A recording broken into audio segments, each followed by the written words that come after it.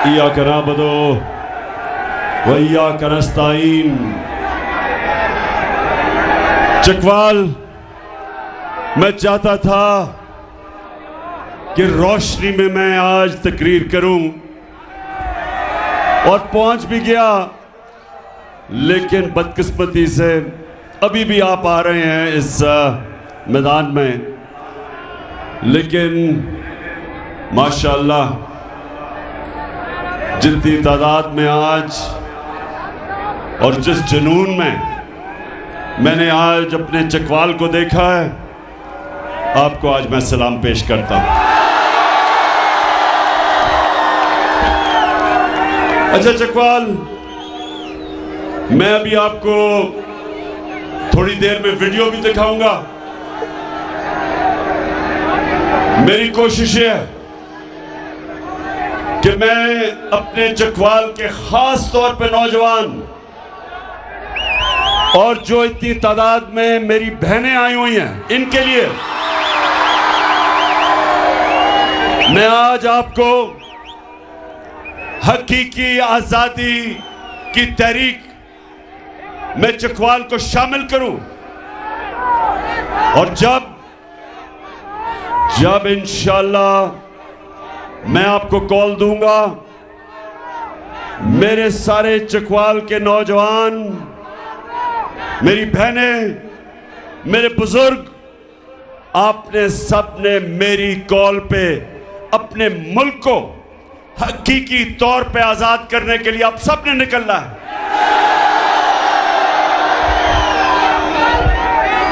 पहले तो मैं आपको खुशखबरी सुनाऊं। कल रात मैंने एक टेलीथॉन किया। सैलाब के जो मुतासरीन हैं उनके लिए पैसे इकट्ठे करने के लिए। ये तीसरा टेलीथॉन था। और चकवाल, आपको हैरत होगी कि 3 टेलीथॉन में मेरी कौम ने 14 अरब रुपया मुझे दिया।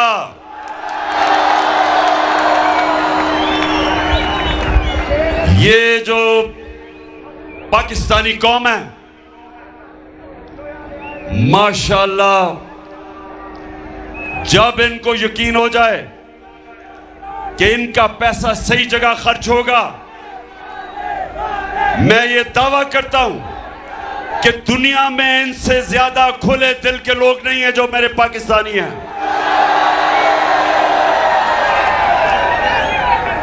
तीन टेलीथॉन मतलब के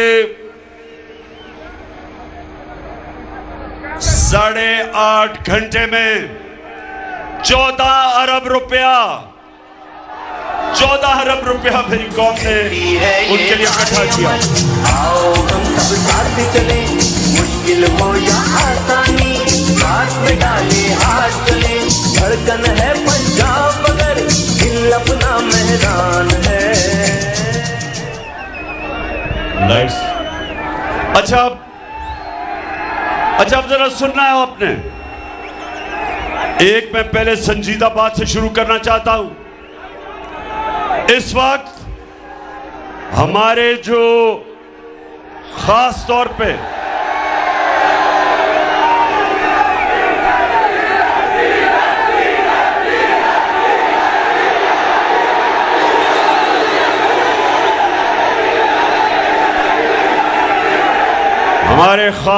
पे सिंध में और बलूचिस्तान के कई हिस्सों में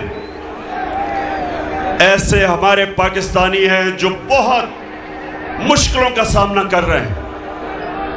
और खास तौर पे मुझे खौफ है कि सिंध जिधर पानी खड़ा हो गया, उधर लोगों की फसलें तबाह हुई, मकई तबाह हुई, चावल तबाह हुआ। जो उन्होंने अपने घरों में दाने रखे हुए थे, बीज रखे हुए थे, वो बह गए।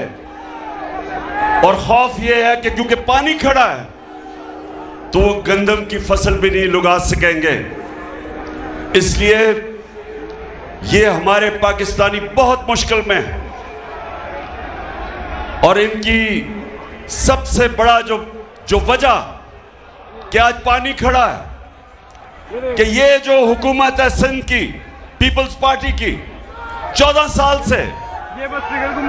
साल से सिंध में बैठी है। इन्होंने अभी तक जो दरियाए सिंध के साथ राइट बैंक आउटफॉल जो नहर थी जिसने पानी को लेके जाना था बाहर, जो हमारी हुकूमत थी जब फेडरल गवर्नमेंट, हमने वापडा ने हमारे नीचे 7 तक ये नहर पूरी कर ली, लेकिन 7 से आगे जो सिंध हुकूमत ने लेके जानी थी वो पूरी नहीं हुई, जिसकी वजह से जब बारिश आता है और पानी आता है तो पानी जाता नहीं जब तक ड्रेन नहीं बनती, और वो पैसा बजाय उस नहर के लिए ये जो सिंध में पीपल्स पार्टी के डाकू बैठे हैं, इन्होंने ये पैसा चोरी करके इनके दुबई में और पाकिस्तान से बाहर इनकी प्रॉपर्टीज, इनके बैंक पे पैसे, और बेचारा आज सिंधी जो बेचारा गरीब किसान हारी देखने वाला है उनका हाल क्या है। और जब ये हालात थे तो आज बेहिसी देखें, उसकी बेहिसी देखें शहबाज शरीफ की कि वो मुल्क से बाहर दौरे कर रहा है, यूनाइटेड नेशन चला गया है। कौन सा मार का मारना यूनाइटेड नेशंस जब मुल्क के अंदर इतना बड़ा अजाब आया हुआ है। 3 करोड़ पाकिस्तानी मुतासिर हैं सैलाब से।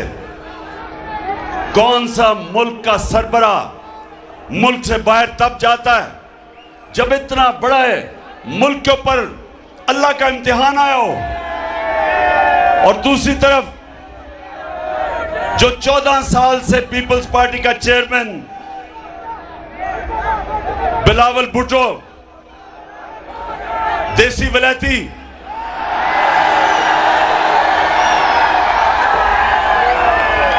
वो भी मुंह उठा के चला गया, बाहर चले गए। और बाहर इन्होंने जाके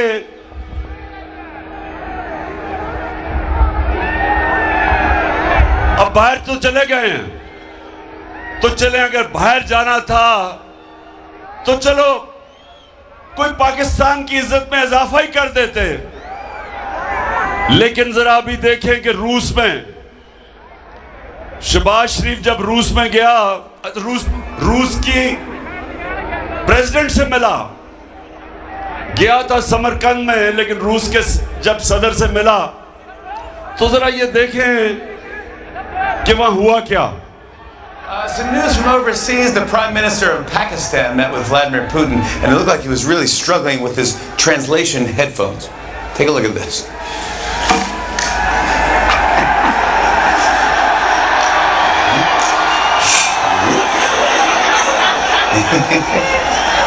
There you go. Уважаемый господин премьер-министр,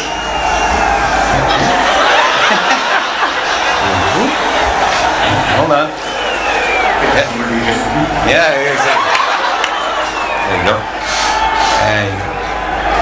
There we go. уважаемый господин премьер-министр, идет перевод, все нормально?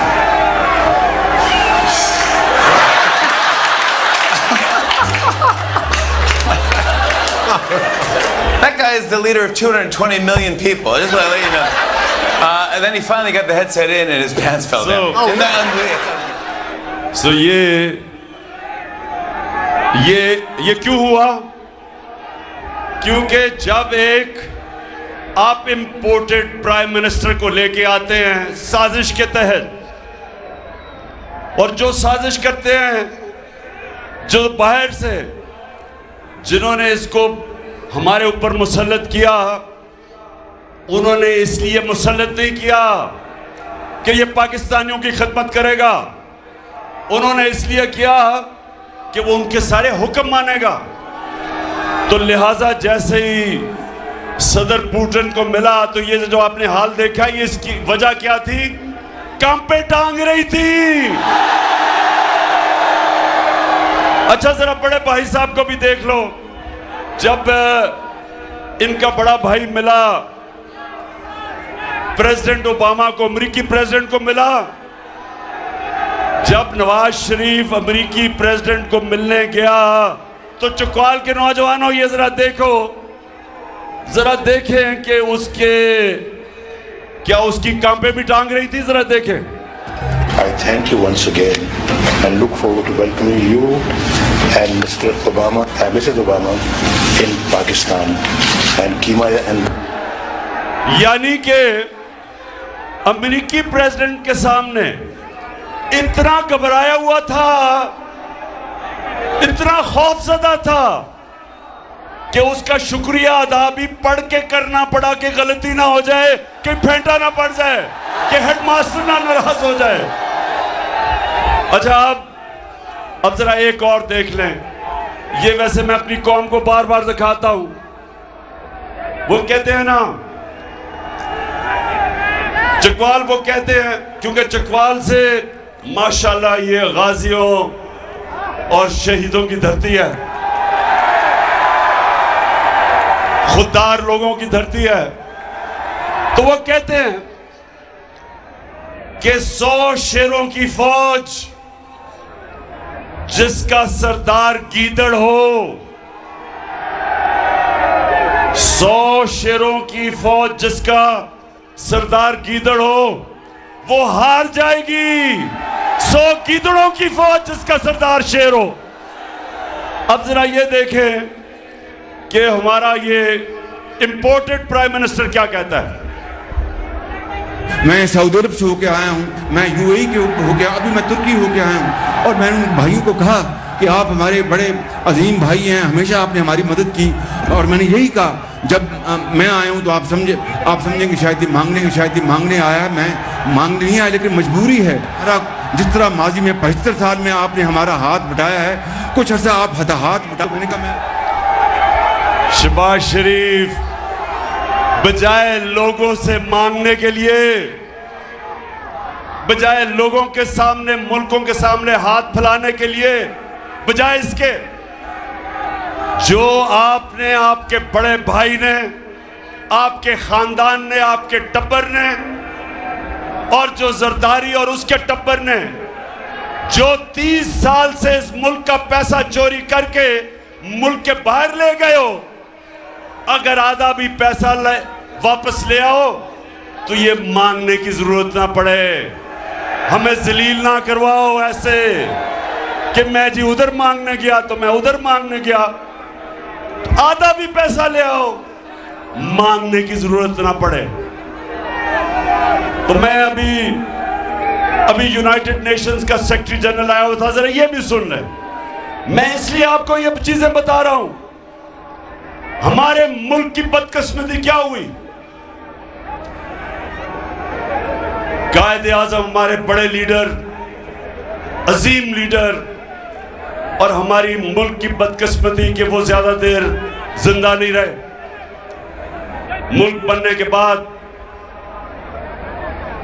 वो ऊपर चले गए, अल्लाह को प्यारे हो गए।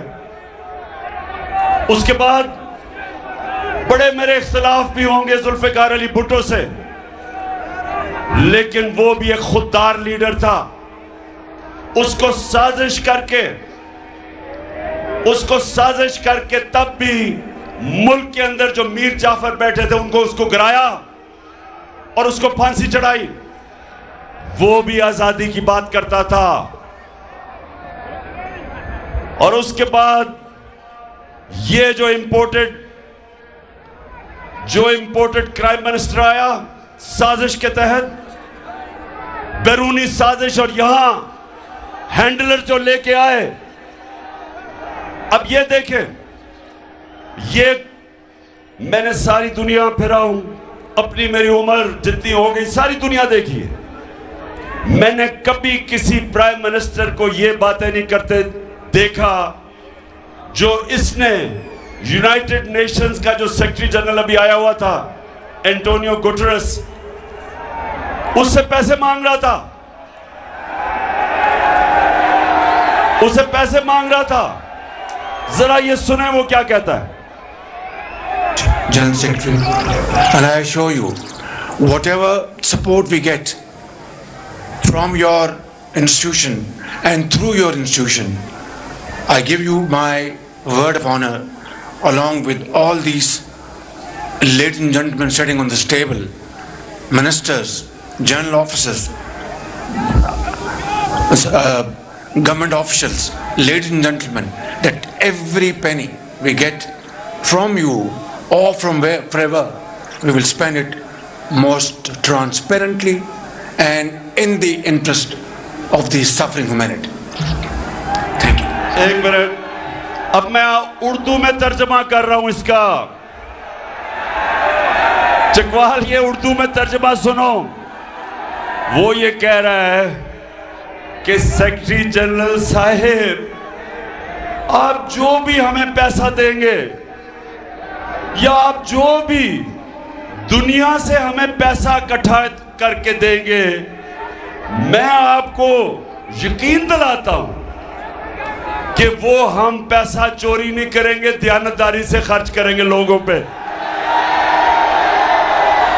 अब शहबाज शरीफ, तुम इस मुल्क में तो ड्रामे करते रहे, शोबाजियां करते रहे, इश्तिहारों के अंदर तरक्की भी तुम्हारी होती रही, अरबों रुपया कौम ने खर्च किया, कौम का पैसा, टैक्स का पैसा आपने खर्च किया अपने इश्तिहारों में कि पंजाब स्पीड और जो भी आपने ड्रामे किए। अब आपका ख्याल है कि वो सेक्रेटरी जनरल को आप जब कह रहे थे कि सर हम आपका पैसा चोरी नहीं करेंगे, ठीक खर्च करेंगे, आपको ये नहीं पता कि यूनाइटेड नेशंस के सेक्रेटरी जनरल, उसने पूरी एक टीम बिठाई हुई है, जिस टीम का मकसद क्या है कि वो पता चलाए कि गरीब मुल्क गरीब क्यों हो रहे हैं और अमीर मुल्क अमीर क्यों हो रहे हैं। इसको कहते, एक पैनल मायशत के एक्सपर्ट्स, माहिरीन को बिठा के उन्होंने ये रिसर्च करवाई कि अमीर मुल्क अमीर क्यों हो रहे हैं और गरीब मुल्क गरीब क्यों हो रहे हैं। उस पैनल ने क्या 2 साल की रिसर्च के बाद किस नतीजे पे आए? उन्होंने कहा कि अमीर और गरीब मुल्क में फासले एक वजह से बढ़ रहे हैं कि गरीब मुल्कों के प्राइम मिनिस्टर वो क्या करते हैं कि वो मुल्क का पैसा चोरी करके, जिसको मनी लॉन्ड्रिंग कहते हैं, और वो मुल्क से बाहर ले जाते हैं और बड़े बड़े लंदन में बड़े बड़े महल खरीद लेते हैं और ऑफशोर अकाउंट्स में पैसा रख देते हैं। तो जब गरीब मुल्कों के अपने बड़े बड़े ओहदेदार उसी मुल्क का जब पैसा चोरी करके बाहर लेके जाते हैं, मुल्कों का दिवालिया निकल जाता है। वो सेक्रेटरी जनरल को खुद पता है इस चीज का कि 60% चकवाल 60% जो पाकिस्तान के वजीर बनाए हुए हैं वो जमानत पे हैं, उनके करप्शन के केसेस हैं, वो जमानत पे बैठे हुए हैं। तो वो किस मुंह से तुम्हें पैसे देगा? कभी चोरों को भी कोई पैसा देता है? उसको पता है कि तुम्हें और तुम्हारे बेटे को सजा होने वाली थी FIA के केस में, जिधर 16 अरब रुपए तुमने अपने रमजान शुगर मिल के नौकरों के नाम पे लिए, एक मकसूद चपड़ासी के नाम 4.25 अरब रुपया लिया, 4.25 अरब रुपया मकसूद चपड़ासी, जिसकी तनख्वाह 15,000 रुपए थी। और वो मकसूद चपड़ासी भी आते साथ ही तुम्हारे मर गया, 3 और गवाह भी मर गए, सब हार्ट अटैक से मर गए। और फिर डॉक्टर रिजवान जो FIA का इन्वेस्टिगेट कर रहा था वो भी हार्ट अटैक से मर गया। तो उस सेक्रेटरी जनरल को सारा पता है। वो तुम्हें इसलिए आज दुनिया पैसे नहीं दे रही। इतना बड़ा सानिया हुआ पाकिस्तान में, क्यों दुनिया पैसे नहीं दे रही? क्योंकि दुनिया को पता है कि इस वक्त बैरूनी साजिश के तहत मुल्क के ऊपर डाकुओं को बैठा दिया है, चोरों को बैठा दिया है। कोई चोरों को पैसा नहीं देता। और आपको मैं आज बता रहा हूं, 8 घंटे के अंदर इसी कौम ने 14 अरब रुपया हमें दिया टेलीथॉन में मुतासरीन के लिए, क्योंकि उनको पता है कि इमरान खान के पास पैसे नहीं, उसके पास प्रॉपर्टीज नहीं, उसके पास, और जो भी इमरान खान का बाहर था सब बेच के आज पाकिस्तान ले आया, या चोरी करके पैसा बाहर लेके जाए। कौन आपको पैसा देगा? और यही नहीं, चकवाल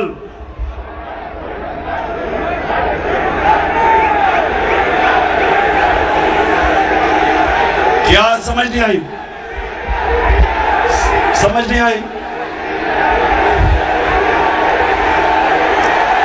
अच्छा चकवाल, तुम तैयार हो ना सारे? मैंने तुम्हें कॉल देनी है। आपने मेरे साथ इन चोरों को शिकस्त देने के लिए निकलना है।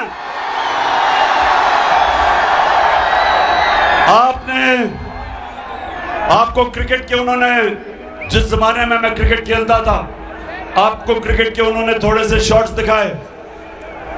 नौजवानों मेरी बात सुन लो, नौजवानों आपके लिए, मैंने अपनी 20 साल इंटरनेशनल क्रिकेट खेलने के बाद सबसे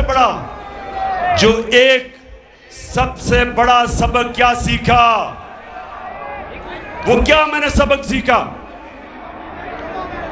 कि जो इंसान हार नहीं मानता, उसको हार हरा नहीं सकती।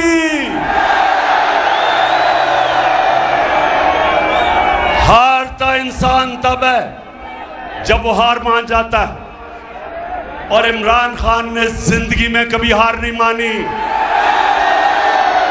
इन्होंने जब मुझे बैरूनी साजिश के तहत मेरी जब गवर्नमेंट गिराई, तो ये समझे कि इमरान खान चुप करके बैठ जाएगा, कहेगा जी अच्छा अगली इलेक्शन की इंतजार करूंगा। इनको ये पता होना चाहिए था कि इमरान खान अपने पैर पे खड़ा होके इस मुल्क की, अगर इस मुल्क की क़यादत पे पहुंचा था तो अपने पैर पे खड़ा होके पहुंचा था।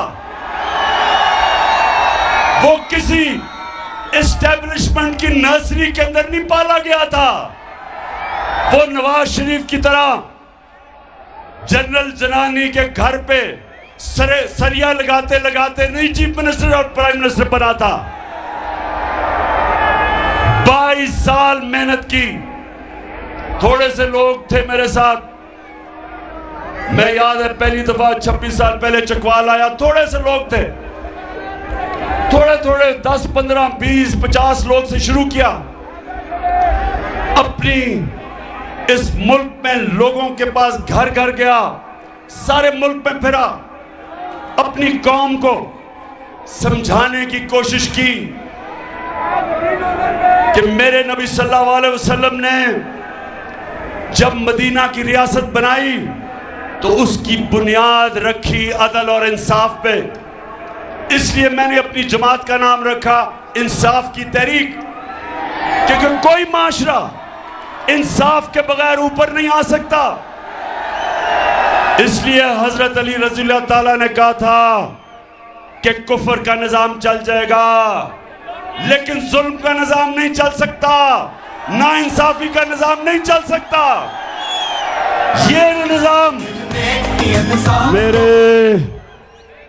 मेरे नबी सल्लल्लाहु अलैहि वसल्लम, दुनिया के सबसे अजीम लीडर ने क्या कहा कि वो कौमें, चकवाल ये जरा आज मेरी बड़ी गौर से आपने बात सुननी है, क्योंकि उसके बाद उसके बाद मैं तहरीक में निकलने लगा हूं। मैं ये कभी इन चोरों को तस्लीम नहीं करूंगा, कभी मैं इन चोरों को तस्लीम नहीं करूंगा। जब तक मेरे में खून है मैं इनका मुकाबला करूंगा, और जो भी इनके पीछे समझ रहे हैं कि ये कौम चोरों को तस्लीम करेगी, उनका भी मुकाबला करूंगा, कभी हार नहीं मानूंगा। मेरे नबी सल्लल्लाहु अलैहि वसल्लम ने कहा था, चकवाल नौजवानों, ये आपके लिए खास तौर पे मेरा काम है आपकी तरबियत करना। मैं आपका बाप की तरह हूं, और मैं जिस तरह अपने बेटों को समझाता हूं कि आपके सामने दो रास्ते हैं। जब आप नमाज पढ़ते हैं तो सिर्फ अल्लाह से आप मांगते हैं वो रास्ता जिस पे अल्लाह ने लोगों पे नेमतें बख्शी। आप अल्लाह से कहते हैं वो रास्ता नहीं जो तबाही का रास्ता है। आप सबके सामने दो रास्ते हैं। एक रास्ता है कि इन चोरों की हम गुलामी करें, यह तबाही का रास्ता है। दूसरा रास्ता है कि हम अपने नबी सल्लल्लाहु अलैहि वसल्लम की सुन्नत के ऊपर चलते हुए राय हक पे खड़े हों। अमर बिल मारूफ जो कुरान में अल्लाह में हुक्म देता है कि अच्छाई के साथ खड़े हो और बुराई के खिलाफ जहाद लड़ो। अगर आपके कैबिनेट 60% लोग चोरी के ऊपर जमानत पे हो, आसिफ जरदारी जैसा डाकू, मुल्क का बड़ा डाकू, वो और उसका देसी वलैती बेटा अगर वो आज वजीर हो, और शहबाज शरीफ जैसा डाकू अगर वो आज हमारा प्राइम मिनिस्टर हो, तो मेरी कौम सुन लो, आपका कोई मुस्तकबिल नहीं है। 5 महीने में इन्होंने क्या किया पाकिस्तान के साथ, जरा गौर से सुनो। मैं आपको अदाद और शुमार बता रहा हूं कि इस मुल्क से हुआ क्या है 5 महीनों में। जब इन्होंने हमारी हुकूमत कराई और इन्होंने सबने एक बात कही कि जनाब महंगाई बहुत बढ़ गई, इमरान खान से महंगाई कंट्रोल नहीं हो रही। इनके साथ इनके लिफाफे सहाफी जो पैसे लेके अपने जमीर बेचते हैं, और वो मीडिया हाउस, और आपको सबको पता है वो मीडिया हाउस जिसको पैसे दे के जो मर्जी मुल्क के खिलाफ करवाना हो करवाओ, चोरों को भी चोरी भी बचाने के लिए तैयार। इन सबको इन्होंने मिला के हमारे खिलाफ, मेरे खिलाफ प्रोपेगेंडा किया कि माइशत तबाह हो गई, महंगाई आसमानों पे चली गई, महंगाई मार्च कर दी। देसी वलैती बिलावल ने महंगाई मार्च कर दी। फजल रहमान डीजल ने 2 धरने दे दिए।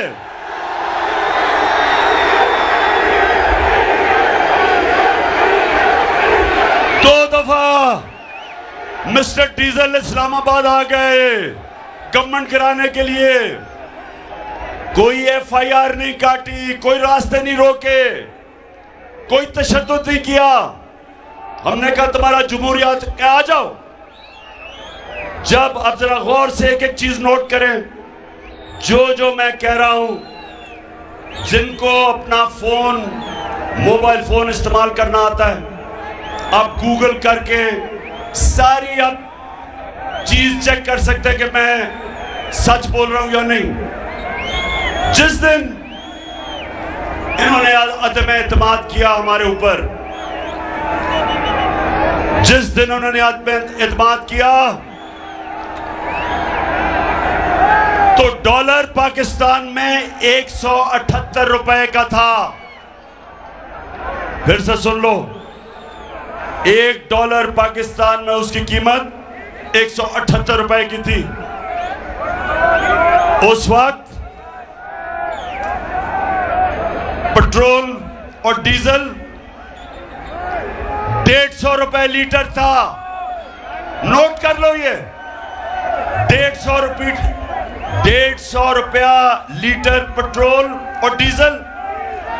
आलमी मंडी में तेल $103 का था। आज आलमी मंडी में तेल $93 का है, $10 कम है। आज डीजल 150 रुपए से पहुंचे 250 रुपए पे, 100 रुपया महंगा। आलमी मंडी में तेल कम, डीजल ज्यादा। पेट्रोल आज 80 रुपया ज्यादा महंगा, जबकि तेल कम इंटरनेशनल मंडी में। बिजली, जिन जिन के पास बिजली के बिल आए हैं सुनो, हम 16 रुपए यूनिट पे बिजली हमारे जमाने में थी, आज 36 रुपए यूनिट पे और टैक्स मिला के 50 रुपए यूनिट से भी ऊपर चली गई है। 3 गुना ज्यादा बिजली की कीमत बढ़ गई है। गैस ये सर्दियों तक IMF कह रहा है 250% ज्यादा बढ़ने वाली है। महंगाई, आटा 55 रुपए किलो था, आज 100 रुपए किलो से ऊपर चला गया और कई जगह मिल ही नहीं रहा। चावल, मैं ख्वातीन बैठी है, इनको सब पता ही है मैं क्या कह रहा हूं। चावल क्या 100 रुपए से 220 रुपए पे। सुनते जाए, ये वही 5 महीने के अंदर जिन्होंने कहा था कि महंगाई कम करें, सुने आज अवाम के ऊपर क्या गुजर रही है। आज सारे लोग महंगाई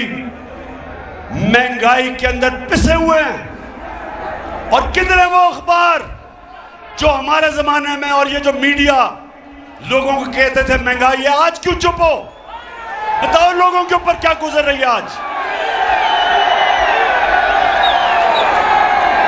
और अब दूसरी बात सुने जरा पाकिस्तानियों, मैं चाहता हूं आपको पता चले कि कितनी बड़ी साजिश हुई है आपके मुल्क से। ये जो इन्होंने अमेरिकियों के साथ मिलके, यहां के गद्दारों ने जो साजिश की, सारी कौम को पता होना चाहिए उन्होंने क्या क्या हमारे साथ। हम जब, और ये एक माइशत के ऊपर हर साल हुकूमत एक पेपर प्रिंट करती है जो माइशत का जायजा लेती है और उसको कहते हैं economic journal of Pakistan, economic survey of Pakistan. वो क्या कहती है? वो इस हुकूमत ने इकोनॉमिक सर्वे प्रिंट की, इस हुकूमत ने, हमने नहीं की। वो क्या कहती है? पाकिस्तानियों, 17 साल में, हमारे तीसरे और चौथे साल में, 17 साल के बाद सबसे ज्यादा हमारी माशी तरक्की हुई, 5.6% और 6% चौथे साल पे। ये 17 साल के बाद मुल्क की माशियत ऊपर गई। हमारी 17 साल के बाद इंडस्ट्री, सनत 11% के ऊपर आगे बढ़ रही थी। हमारे किसानों के पास, कभी किसानों के पास इतना पैसा नहीं आया जो हमारे आखिरी 2 साल में आया। 4 बड़ी फसलों की रिकॉर्ड पैदावार थी, 4 बड़ी फसलों की रिकॉर्ड पैदावार थी। गन्ने के जो बेचारे किसान थे, हमने शुगर माफिया से उनको पूरी कीमत लेने दी, पूरा पैसा दिलवाया। हमने खादें नीचे रखी। ट्यूबवेल पे हमारे दौर पे यूनिट 8.5 रुपए यूनिट था, आज 36 रुपए यूनिट है। किसानों का इन्होंने माशी कत्ल कर दिया। डीएपी 8,000 हमारे दौर में, आज 14,000 है। पोटाशियम 4,000 हमारे दौर में थी, आज वो 16,000 पे चली गई है। महंगाई आसमानों पे, बिजली आसमानों पे, इंडस्ट्री बंद हो रही है, एक्सपोर्ट्स गिर रही हैं, बेरोजगारी बढ़ रही है। और मैं आज सवाल पूछता हूं, हर उस गद्दार ने, हर गद्दार से सवाल पूछता हूं जो ये इंपोर्टेड चोरों की हुकूमत जिन्होंने हमारे ऊपर मुसल्लत की। आज हमारा रुपया गिर रहा है। रुपए गिरने से नौजवानों, मेरा काम है फिर से आपको बताऊं आगे होने क्या वाला है। इंडस्ट्री बंद हो रही है। हमारे जमाने में पाकिस्तान की तारीख की रिकॉर्ड एक्सपोर्ट्स थी, रिकॉर्ड डॉलर्स पाकिस्तान में आ रहे थे।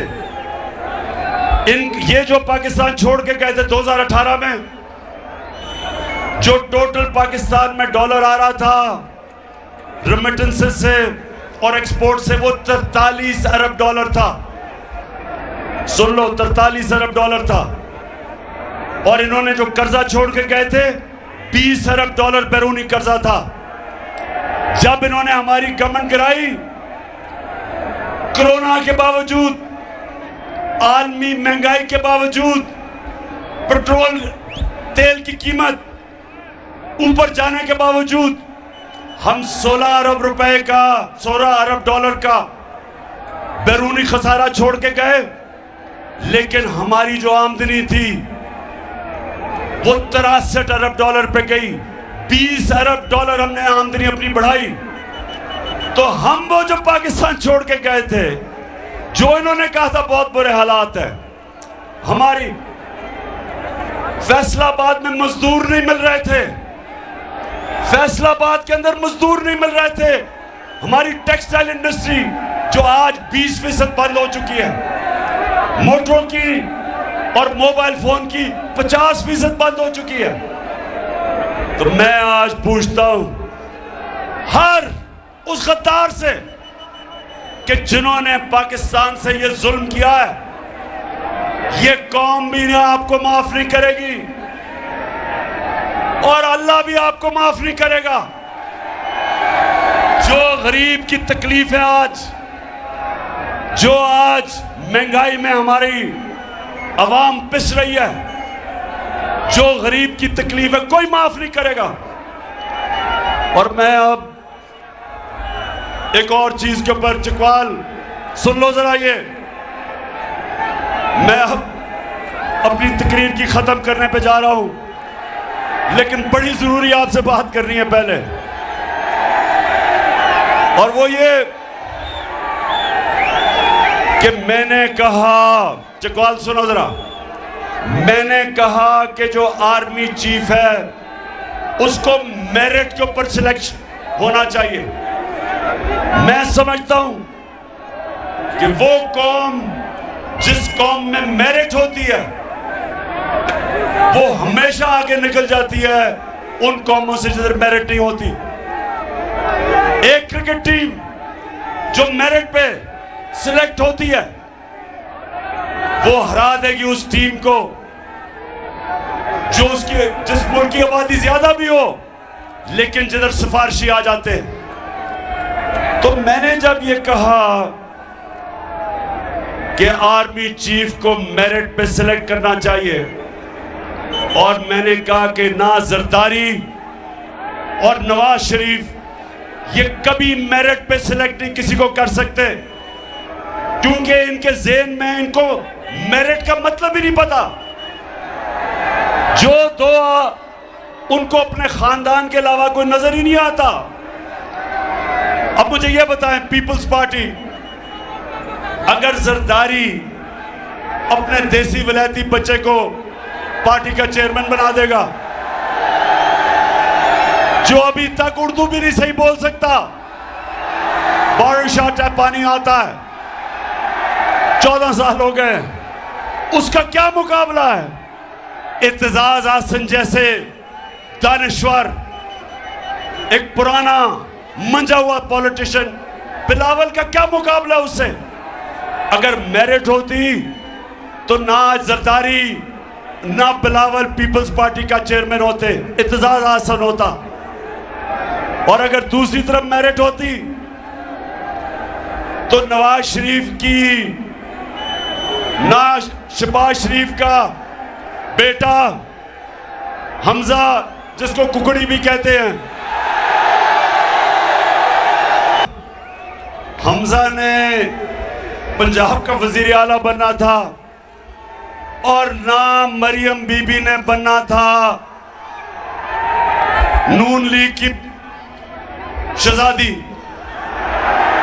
वो शहजादी बनी हुई है। चौधरी निसार पुराना मंजा हुआ सियासतदान, वो नून लीग से अलहदा इसलिए हुआ कि कहां चौधरी निसार और कहां मरियम। मेरिट की समझ ही नहीं है इनको। पहले तो इनको मेरिट की नहीं समझ, इन दोनों को, चोरों को। दूसरा, इनका अरबों डॉलर मुल्क से चोरी करके बाहर ले गए हैं।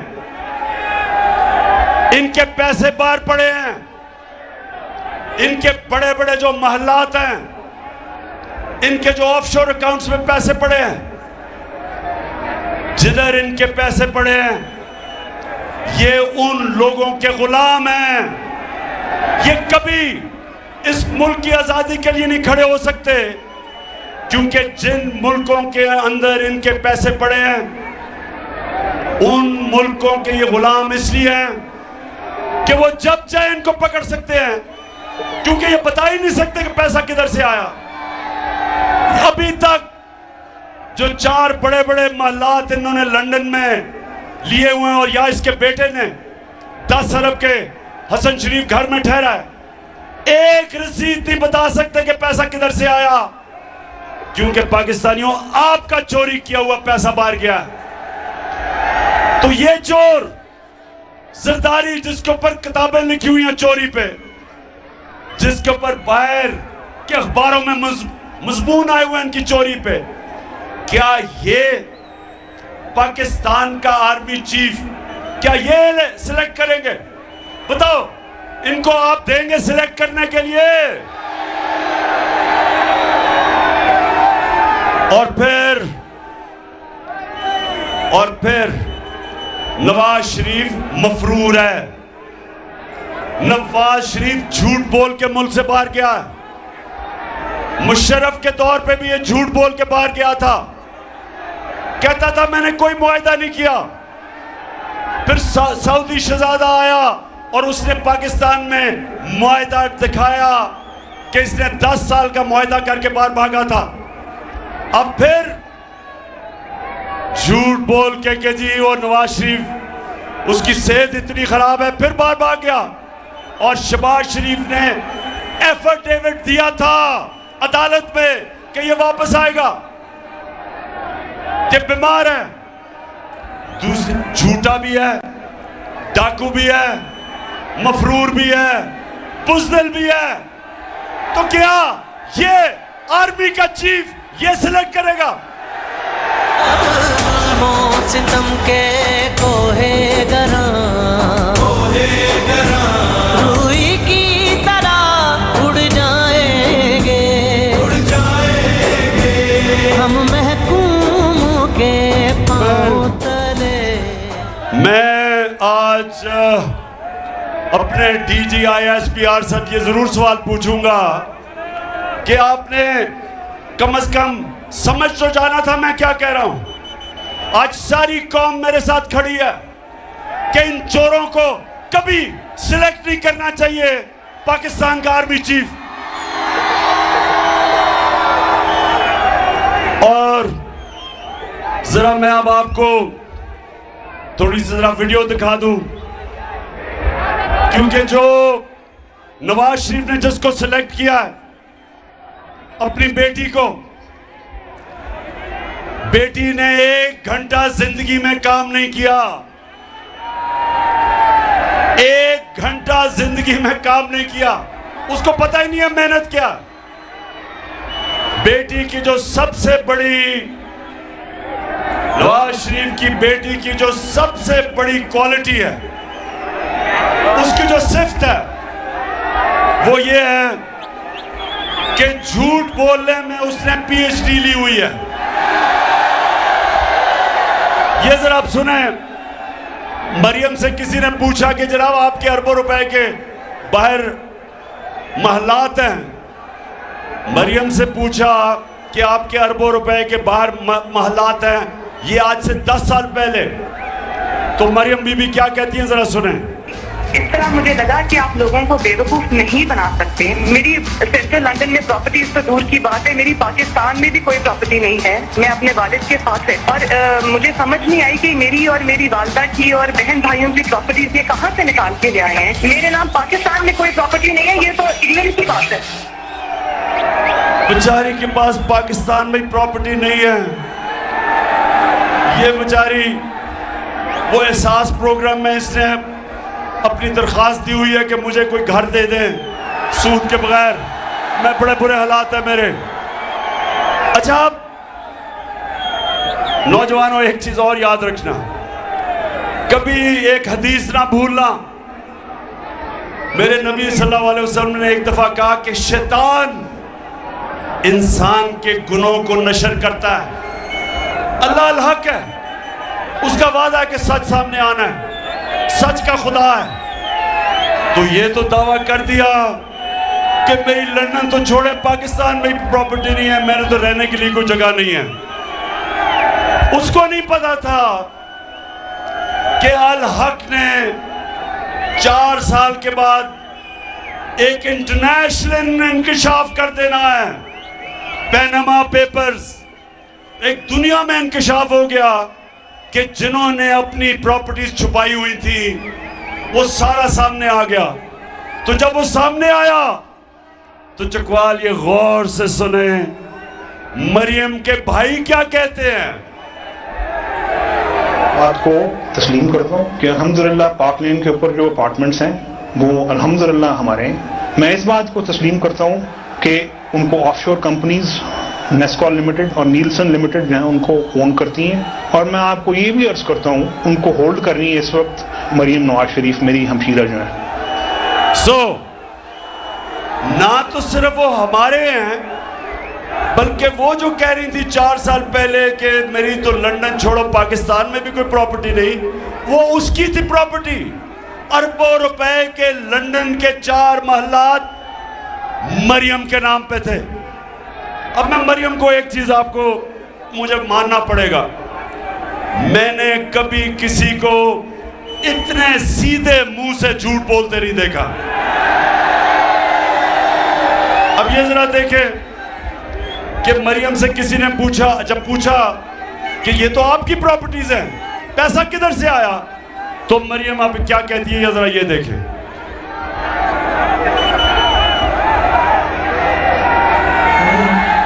वो एक अरबपति दादा के पोते हैं, उस अरबपति दादा के पोते हैं जो 1960s और 70s में पाकिस्तान का अमीर तरीन इंसान था। सुन लिया, उसने कहा कि अब बाप का तो कह नहीं सकती थी कि बाप के पैसे से खरीदे हैं, क्योंकि बाप ने तो अपनी इनकम टैक्स में बताया नहीं था कि पैसे हैं उसके पास। तो उसने क्या कहा, उसने कहा मेरे दादा थे, क्योंकि दादा दुनिया में नहीं थे तो किसी ने पूछना ही नहीं था। तो बड़े सीधे, आपने वैसे शक्ल देखी, ऐसे सीधे मुंह से उसने कहा कि मेरा दादा अरबोपति था। अच्छा, अब जरा ये देखें, अब मरियम का दादा शहबाज शरीफ का वालिद था, मरियम का दादा शहबाज शरीफ का भी वालिद था।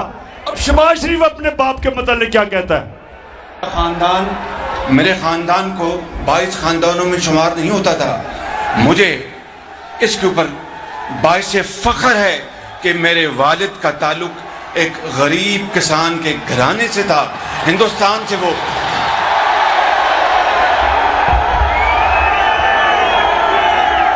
तो मेरी बहनें आप देख रही हैं, बहनें देख रही हैं कि एक इतना बड़ा झूठ बोलो लेकिन एक लाइन भी टच से मस ना हो। ऐसे सीधे मुंह से झूठ मैंने कभी किसी को बोलते नहीं देखा। ट्रिपल PhD है वैसे झूठ बोलने की वो। अच्छा, अब मैं आखिर में चकवाल, पहले तो मैं आपके जज्बे और जुनून को खास तौर पे आज खराज तहसीन पेश करता हूं। माशाल्लाह आपका शऊर, एक एक चीज आप समझ गए। मैंने आपको ये बताने की कोशिश की कि देखें, जो मुल्क ऊपर जाते हैं, ये प्लीज ये बात सुन लें। एक वो आपके सामने पाकिस्तानी खड़ा है, सारी दुनिया देखी है जिसने। मैं आपको आज बताऊं कि वो मुल्क जो तरक्की करते हैं, वो मुल्क मेरे नबी सल्लल्लाहु अलैहि वसल्लम ने जो मदीना के अंदर असूल बनाए थे, उन उसूलों पे वो खड़े होते हैं। उन मुल्कों के अंदर कानून की बालादस्ती है, उन मुल्कों में अदल और इंसाफ है, और उनके जो शहरी हैं वो अमर बिल मारूफ पे चलते हैं, हक के साथ खड़े होते हैं, अच्छाई के साथ खड़े होते हैं और बुराई के खिलाफ जहाद करते हैं। बरतानिया का प्राइम मिनिस्टर, चकवाल ये गौर से सुने, भारी अक्सरियत से उसने जीता इलेक्शन। बोरिस जॉनसन, चकवाल के लोगों, बोरिस जॉनसन लंदन में जब इंग्लैंड में इलेक्शन जीता भारी अक्सरियत से, उससे एक गलती हो गई। जब कोरोना के दौर पे उन्होंने कहा कि लोगों को फासले रखने हैं, लोगों को जमा नहीं होना, उससे गलती ये हो गई कि अपने ऑफिस के बाहर एक दिन उसने अपने ऑफिस के लोग जमा कर लिए। पाकिस्तान में ये अखबार में भी खबर ना आती। लोगों ने सवाल पूछा कि आप लोगों को कह रहे हैं कि फासले रखो, सोशल डिस्टेंसिंग करो, लेकिन आपने अपने ऑफिस के लोगों से क्यों इकट्ठा करके मुलाकात की जब लोगों को आप कह रहे हैं कि फासले रखो? मेरे पाकिस्तानियों, इस चीज के ऊपर उसको रिजाइन करना पड़ा।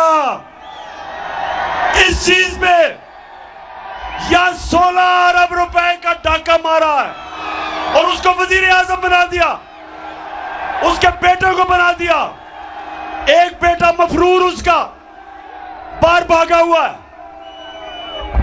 नवाज शरीफ के 2 बेटे बाहर भागे हुए हैं, और आज हम तस्वीर देख रहे हैं कि शहबाज शरीफ नवाज शरीफ को मिलके तय कर रहे हैं कि पाकिस्तान का आर्मी चीफ कौन होना चाहिए। इससे ज्यादा चकवाल, इससे ज्यादा इस हमारे मुल्क की क्या तौहीन हो सकती है कि ये चोर फैसले करें इस मुल्क के ऊपर? क्या मुस्तकबिल हो सकता है?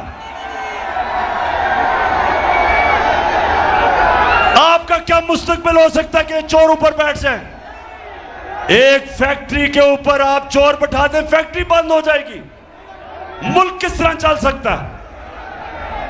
और ये जो लोग समझते हैं कि हम चुप करके या डराने धमकाने से हम चल जाएंगे और हम इनको कबूल कर लेंगे। मीडिया के ऊपर, मीडिया पे हम पाबंदियां, जो इमरान खान को मीडिया दिखाता है उसको बंद करते हैं, जो सहाफी हमारी राय देखता है या हमारे प्रो होता है उसको बंद करते हैं। इमरान रियाज जैसे आदमी को जेल में डाला, अशरफ शरीफ जैसे एक गैरतमंद, एक मुहिब्बत पाकिस्तानी को मुल्क से बाहर भगा दिया, साबिर शाकिर को बाहर भगा दिया। एयाज अमीर, आपके चकवाल का एयाज अमीर, उसको इन्होंने जलील करने की कोशिश की। समी इब्राहिम, सिर्फ उनका कसूर यह था कि वो उनमें जुर्रत थी राय हक पे चलने के लिए। डराना शहबाज गिल से जो इन्होंने किया, नंगा करके उसको मारा, जेल में बंद करके तशद्दुद किया, और मेरे ऊपर दहशतगर्दी का मुकदमा बना दिया, सिर्फ इसलिए कि मैं कह रहा हूं कि जिन लोगों ने, जो भी जिम्मेदार थे, शहबाज शरीफ को जब तशद्दुद किया गया, कस्टोडियल टॉर्चर की गई, उसके ऊपर हम कानूनी कार्रवाई करेंगे। मेरे ऊपर दहशतगर्दी का पर्चा बना दिया। जो सारे सुन ले हो, आज मेरी आज गौर से बात सुन लो। मैं अगर इन हरबों से अगर आपका ख्याल है कि मैं पीछे हट जाऊंगा, जो लोग मुझे 50 साल से जानते हैं, जो मुझे जानते हैं, उनको ये पता है कि जितना ये करोगे उतना और जोर से मैं आपका मुकाबला करूंगा। फिर से तू अड़ जा, फिर से तू डट जा, फिर से वो बल्ला घुमा।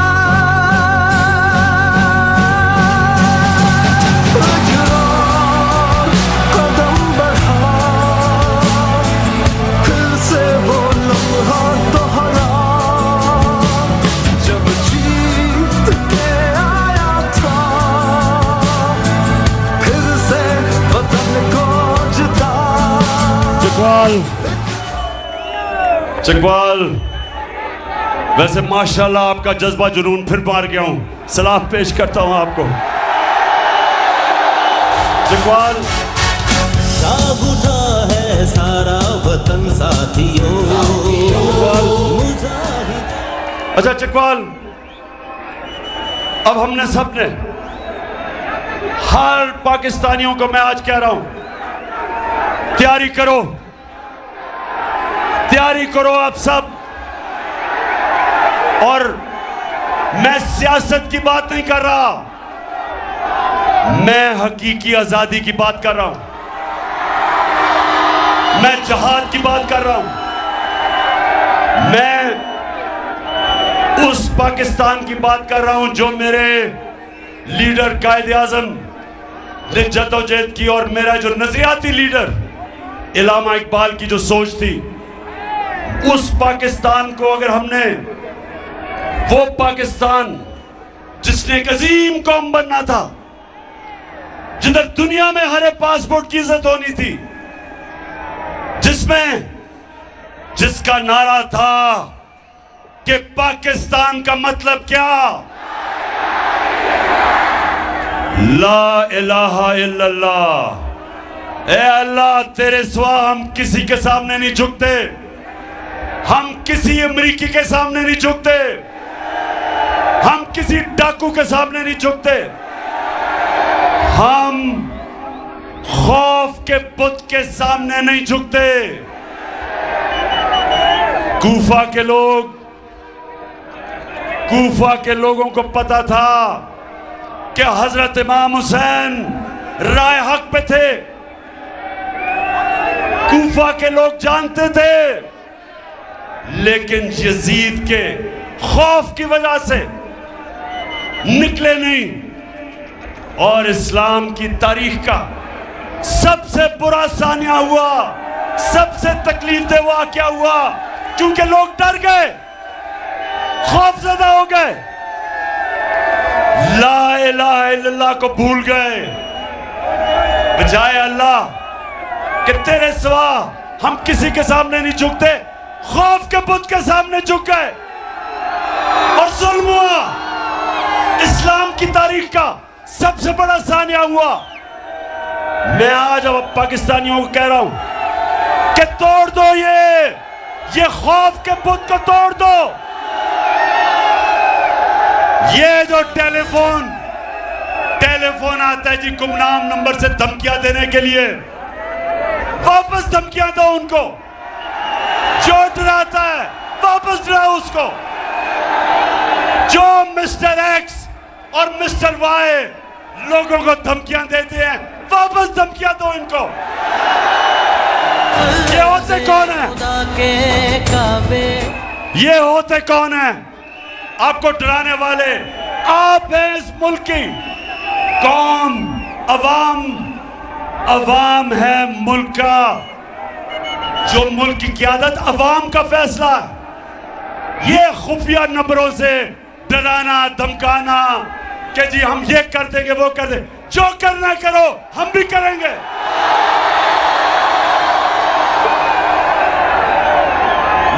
आज अपनी सारी कौम को कह रहा हूं, तैयार हो जाओ। हमने तमाशा देख लिया काफी।